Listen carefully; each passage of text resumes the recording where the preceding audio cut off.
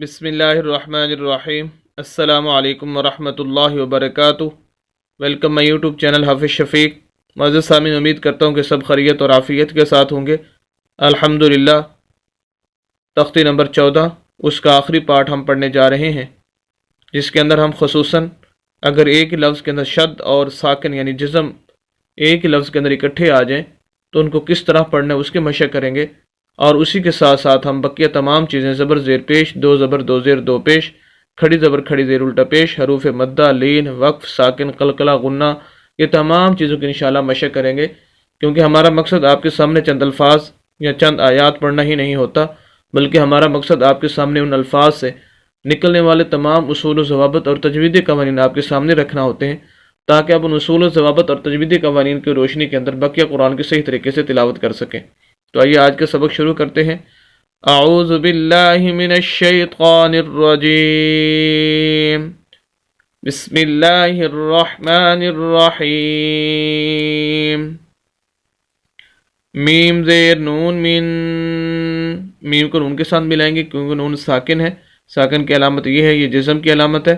جس لفظ کے اوپر بھی آ جائے وہ لفظ خود بخود نہیں پڑھا جاتا، اس کو ہیلپ کی ضرورت ہوتی ہے پچھلے لفظ کی، تو اس سے نون سے پچھلا لفظ میم ہے، میم اس کی ہیلپ کرے گا، یعنی اس کے ساتھ ملے گا۔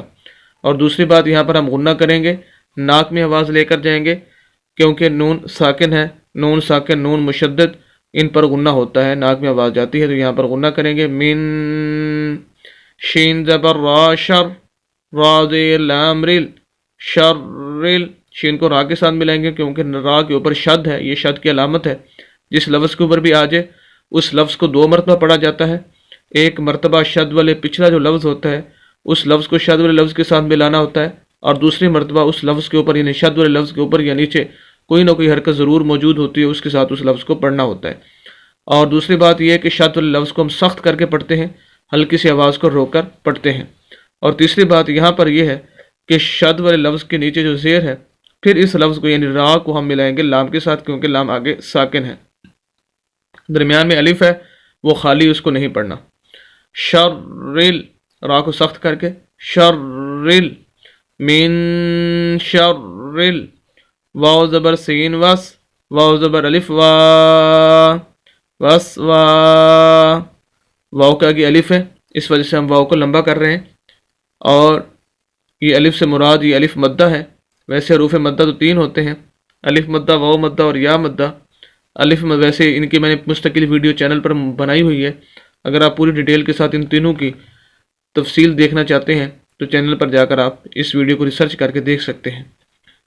تو الف مدہ کی علامت اور نشانی یہ ہے کہ ایسا الف جس کے پچھلے لفظ کے اوپر زبر آ جائے، قرآن کے اندر جہاں بھی الف کے پچھلے لفظ کے اوپر زبر ہوگی وہ الف مدہ کہلائے گا، اور جس لفظ کے آگے وہ الف ہوگا اس لفظ کو لمبا کیا جائے گا۔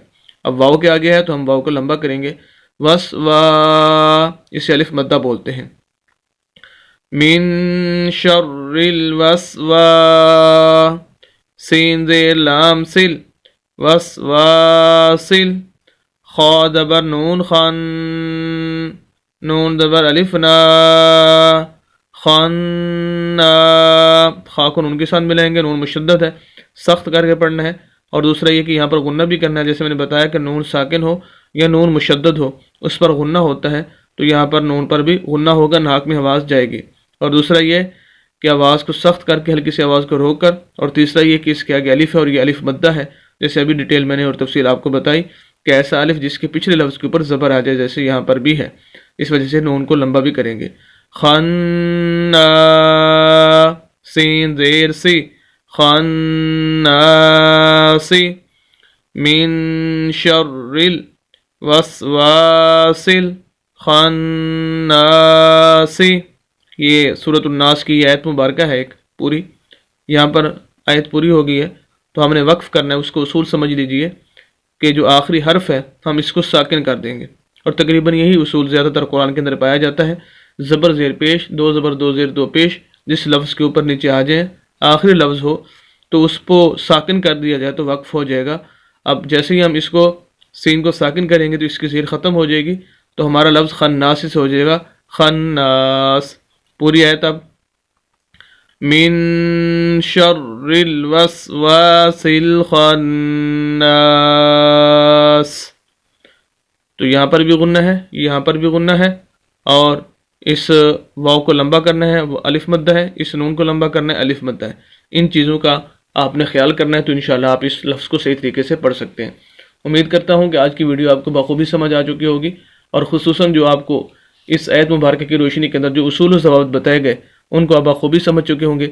مزید اسلامی ویڈیوز کے لیے اور قرآن کو صحیح تجوید کے ساتھ پڑھنے کے لیے ہمارے یوٹیوب چینل حافظ شفیق کو ضرور سبسکرائب کیجئے، صدقہ جاریہ سمجھ کر ہماری ویڈیوز کو شیئر بھی کیجئے۔ ملتے ہیں نیکسٹ ویڈیو کے اندر کل انشاءاللہ نئی تختی کے ساتھ۔ اجازت دیں، اللہ حافظ۔